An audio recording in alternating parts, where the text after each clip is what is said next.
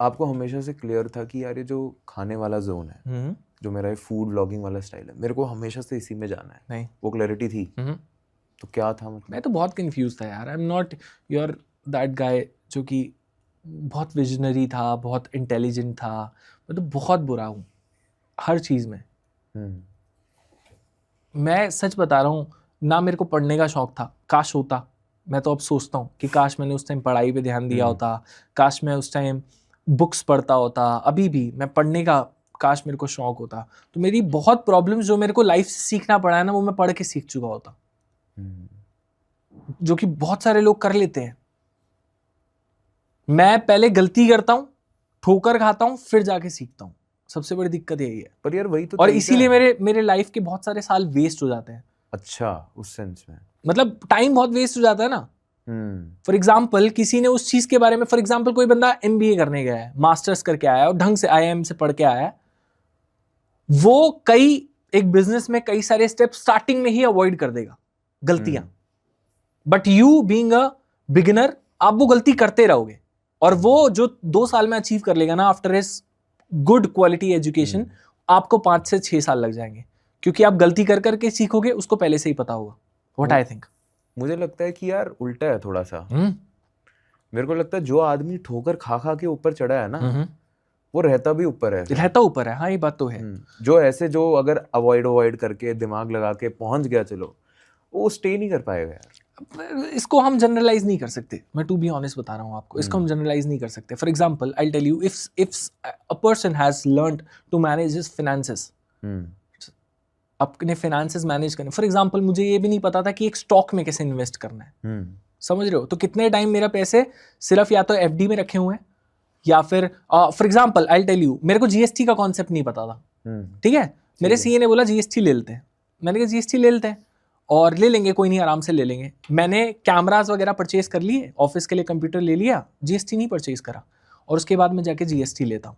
सब कुछ लेने के बाद, गैजेट्स वगैरह परचेज करने के बाद, देन आई रियलाइज कि मैं अगर 2 महीने पहले GST ले लेता कैमरा लेने से पहले, तो मेरे 1.5 लाख रुपए बच जाते GST क्रेडिट्स में। अब बताओ ना, ये चूतिया पंती तो बोलेंगे इसको, और क्या बोलेंगे? That's what I am saying ना, कि थोड़ी नॉलेज इंसान को होनी चाहिए, पढ़ना लिखना इंसान को चाहिए। गलतियों से आप सीख सकते हो, पर इतनी चूतियापंती करनी क्यों है लाइफ में? नॉलेज कभी वेस्ट नहीं जाएगी। नई गलती करो। हाँ, नई गलती करो ना, नई गलती करो। फिर आप गलती भी तो अगले लेवल की कर रहे हो ना। एटलीस्ट ये चूतिया बेसिक गलतियां तो नहीं कर रहे। मेरे केस में वही तो मैं कर रहा हूं कि मैंने कभी उस चीज में ध्यान नहीं दिया ना, तो वो बेसिक चूतिया गलतियां करी ना बहुत सारी, जो कि अवॉइड हो सकती थी। स्टार्टिंग से ही मुझे फूड में रिस्ट्रिक्ट रहना चाहिए था। आपका सवाल ये था, आई वांटेड, बट मैं नहीं करता था।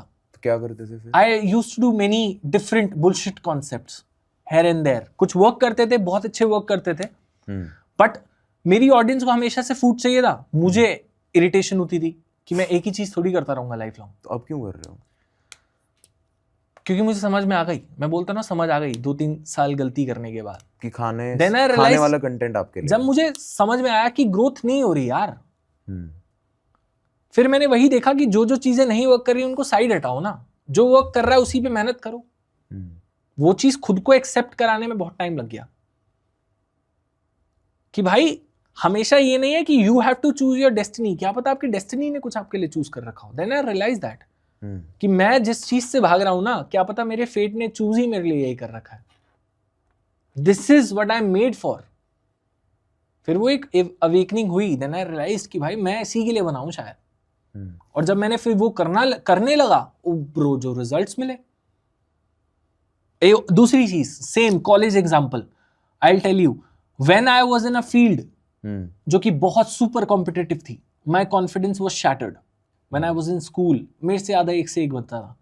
जब मैं उस कॉलेज में गया, ग्रोथ हुआ, मैंने आपको बताया। Same in this field, when I came into food ना, आई रियलाइज्ड कि यहां पर लोग मेहनत नहीं कर रहे हैं। फूड में देयर इज पोटेंशियल, जहां पर मैं आउटशाइन कर सकता हूं। पर एक इस पे एड ऑन आता है आजकल लोगों का कि यार फूड ब्लॉगर्स ना, मतलब मैं आपको नहीं कह रहा हूँ, काफी लोगों को इरिटेटिंग लगते हैं कई बार, खासकर स्ट्रीट फूड वेंडर्स दैट को, इज द बेचारे रीजन, परेशान हो गए। यही तो चक्कर है। इसीलिए तो मैंने सोचा कि ये फील्ड में मैं आउटशाइन कर सकता हूँ। They are being so irritating, they are being so bad at their job. ये मतलब स्टेज्ड होता है या जेन्युइनली इतने इरिटेटिंग है ये? नहीं, अभी तो वो कंटेंट का फॉर्मूला ही वही है ना। हाँ, ये वेंडर को भी पता है और ब्लॉगर को भी पता है। वो सारे जितने भी ये छगानी वगानी कचोरी नहीं, छगानी तो was of this different case, but बाकी वेंडर्स के साथ यही है, उनको भी पता है और ये हमें भी पता है। हाँ, कैमरा ऑन होती ही दोनों पर्सनालिटी स्विच करते हैं। बकचोदी। नहीं चलता यार काम, किसी की गलती नहीं है। मैं तो किसी को गलत नहीं बोलता।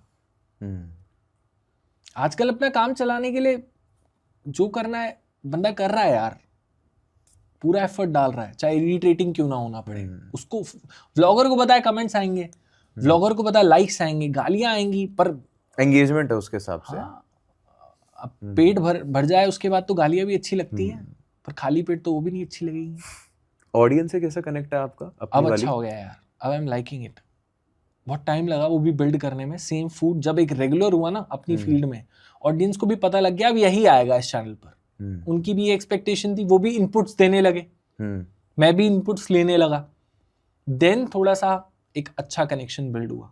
I am liking it now. अभी टॉक्सिक नहीं है? अभी टॉक्सिक नहीं, आई एंजॉय माय ऑडियंस। मेरे को पता है उनको मजा आ रहा है, तो व्हाई नॉट। बस लपेट ना ले आदमी का मांस खा लो, वीडियो बना दो उसके अब थोड़ा लिमिट्स तो देख मेरे को रखनी पड़ेगी, अगर मैं वो भी नहीं रखूंगा तो। क्योंकि वो लोग तो, उन लोग अभी जैसे वो एक व्लॉगर था जिसने गाय को चिकन मोमो खिला दिए, देखा आपने? तो फिर उसको ऑडियंस ने भी लिया था लोगों ने, चैलेंज दिया होगा कि आप ऐसे ऐसे करो, वो तो बोल देंगे बकचोदी में अपने घर से बैठ के, उनको क्या जा रहा है। तो आपको लेकिन अपना होना चाहिए भाई, आपको सेंस तो रखना पड़ेगा यार, वो तो टू मच हो गया ना। क्योंकि कुछ चीजें हैं वो कि हमें भी पता है कि जिस चीज को लेकर ऑडियंस बहुत ज्यादा सेंसिटिव है, हमारी इंडिया बहुत सेंसिटिव है इस चीज को लेकर, वो नहीं लेगी अभी लाइटली। तो ऐसी चीज नहीं करनी ना। एटलीस्ट अपना करियर अगर मेंटेन करना है तो उसके साथ अब खिलवाड़ करने का स्टेज नहीं है ना, वो तो स्टार्टिंग के ईयर्स थे। आपको ये बीटी लगती है अभी जैसी कंडीशन है, ऐसे थोड़ा इंटॉलरेंस आ गया है देश में, मतलब लोग भी थोड़े जल्दी ऑफेंड हो जाते हैं? नहीं बाय, मैं इतना घूम के ना एक चीज सीख गया हूँ, जहां जा रहे हो जहां रह रहे हो ना, एटलीस्ट वहां को रिस्पेक्ट करो। एक ब्रांड, एक मैकडोनल्ड्स को भी इंडिया में ऑडियंस जमानी है ना, तो वो वैष्णो देवी में प्योर वेज आउटलेट भी खोलता है, समझ रहे हो? वहां अमृतसर में प्योर वेज विदाउट लहसन विदाउट प्याज वाला आउटलेट भी खोलता है। अगर आपको कहीं पर धंधा करना है तो आपको उस समाज के हिसाब से चलना पड़ेगा, ये तो मैंने सीख लिया। बाहर जाकर जैसे फॉर एग्जांपल हम इतना वियर्ड एक्ट करते हैं, इंटरनेशनल जाकर मैं बिल्कुल भी नहीं करता, मैं बिल्कुल ही सिविलाइज्ड हो जाता हूँ, वेल मैनर्ड जेंटलमैन बन जाता हूँ। क्यों? क्योंकि वो सराउंडिंग ऐसा है। ऑड वन आउट नहीं होना ना, आपको थोड़ा ब्लेंड इन होना पड़ेगा ना, to get mixed in the environment. और अभी मैं अपनी जॉब को ऐसा ही मानता हूँ कि मैं जितना उस एनवायरमेंट में मिक्स हो जाऊं ना, उतना बढ़िया कंटेंट निकल कर आएगा, जितना मैं अपने आप को उस एनवायरमेंट में कंफर्टेबल कर लूंगा।